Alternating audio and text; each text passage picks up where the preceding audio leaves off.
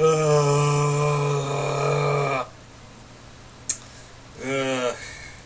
this episode wasn't totally bad, but it was like I still had to slog through it. Like I still feel like I've started to feel like Flash is episodes of Flash. Once my favorite superhero TV show, it now feels like a chore. Yay me! But again, this wasn't totally bad, but yeah, I just didn't care. Now, yeah, I just didn't care at all. The major thing is, again, Barry and Iris, which as much as I rooted for that relationship the whole time, I now feel like they're just gonna, from the scenes between them in these quote-unquote dates, where it's just like, we need to stop denying who we really are. And I was like, who you really are is Barry Allen and Iris West. There's no real who you are. Who you really are. And yeah, the way the dialogue is at the beginning of the episode and the end, it pretty much says, hey, I'm only good when I have my super speed, which is true. Because I hate, like, that one line made me, like, that one line where he says, who would I be without, sometimes I don't feel like I need my speed. And I was like, yeah, you do, Barry. You had several episodes in Season 2 where you bitched and moaned about it. So I forget that other episode in early Season 1 where you had the same problem for one episode. Just saying. Anyway, I do like the return of Harrison Wells and Jesse Quick, and actually seeing her with super speed. I thought that was really cool.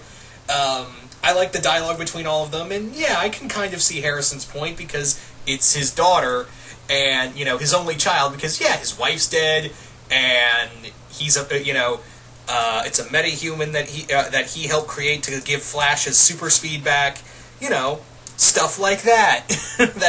that pretty much makes him go, yeah, I don't, after seeing what Zoom did to Barry, I don't know if I want to see that happen to my daughter. And everyone's blaming him like, oh, you're the monster because you won't trust Jesse. And I was like, no, he's just a concerned dad. But yeah, he eventually gives in, and I kind of dig the costume, the Jesse Quick costume, or as much as we see it at least. I thought it was pretty interesting. It looks kind of like the Titans costume. Anyway, I'm rambling at that point. Yeah. Also, Caitlin Snow just become Killer Frost already, because she was that moment made me cringe, where she was like, if I was a metahuman, which I'm not, I wouldn't use my powers, I would hide them, which I don't because I'm not a metahuman. And I was like, Danielle Panabaker, I'm not Danielle Panabaker, that's the actress, I'm not blaming the actress here. I'm just like, Caitlin, look, just become Killer Frost already and be evil. It's what we all want, it's what we've all wanted. Just do that. That's all we need from you. Anyway. But yeah, she was just kind of like, she was just kind of babbling, and it was like, really? You pretty much were like that? Anyway. Wally was the one I had the biggest problem with, and it's because mostly, he's jealous that he doesn't have super speed, and, Barry, as usual, doesn't tell him that, oh, you were the Kid Flash in the Flashpoint, and you died. Bummer.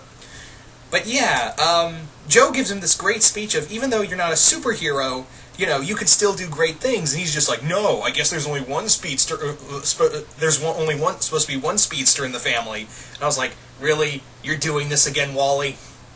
Where he's just jealous of Wally for Wally's just jealous of Barry for no reason.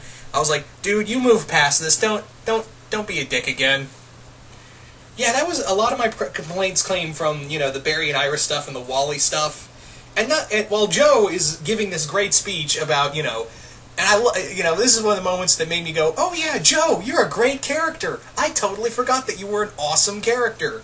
So Joe gives him this great speech. He's like, yeah, you've got a brilliant mind. So what if you can't run at the speed of light? You can just, you can save the world in so many other ways without needing to run fast. And he's just like, no, I want my super speed. Even going so far as to stand in front of a car to see if his powers will activate like they did with Jesse. And I was like, and then he gave the classic teenager speech of, I don't know, when Barry's like just ripping into him, justifiably ripping into him, Wally is just like, when Barry's like, sorry, I'm getting tongue-tied here, folks.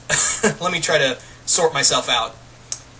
when Barry's ripping into him, was like, what would have happened if Jesse wasn't there? And he gives the classic teenager line that we have all used in our lives at one point or another. We can't, where he just goes, I don't know.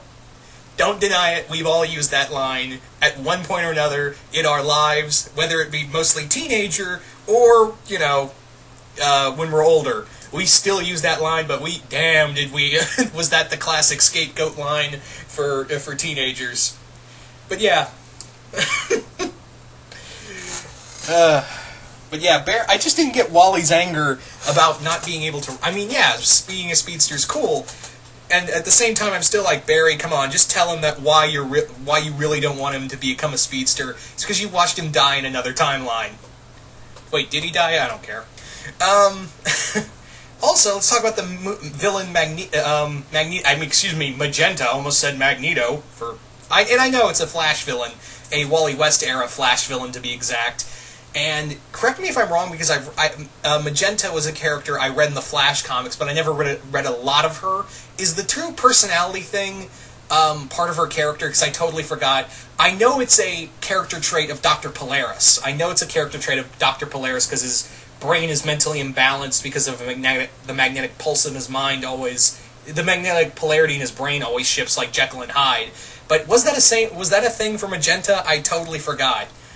Because I was thinking, is that a thing, or did they just take that element from Dr. Polaris? Because it's the same character. They're both, the whole magnetic controlling thing, metal control thing.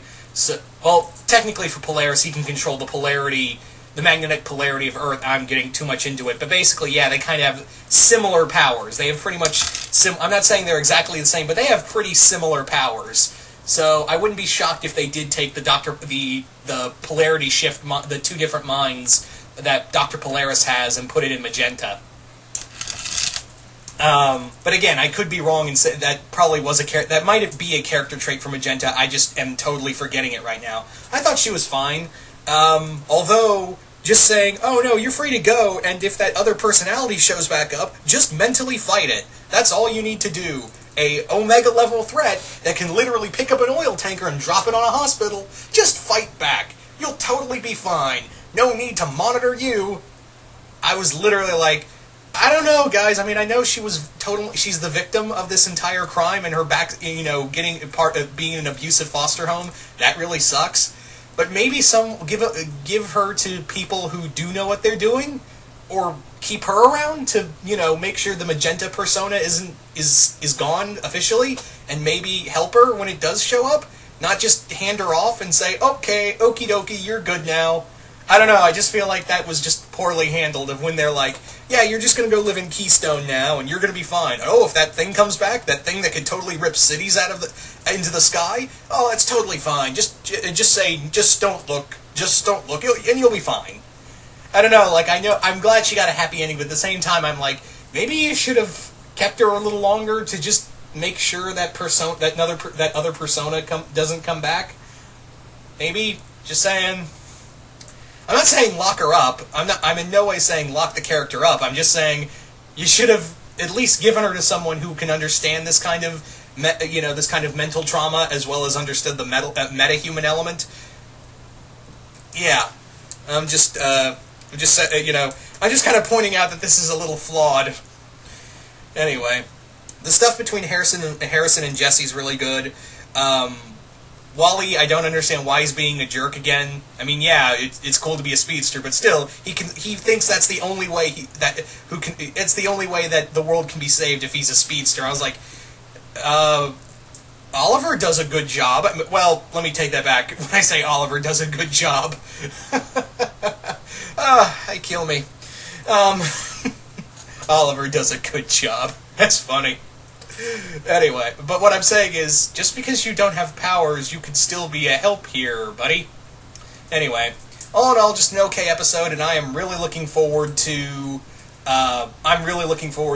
seeing Mirror Master finally in Flash. Hopefully they won't screw him up. But you guys tell me, what did you guys think of this episode? Did you guys like it? Did you guys hate it? Just comment below, let me know, and once again, hope you all enjoyed this, and I will see you guys later.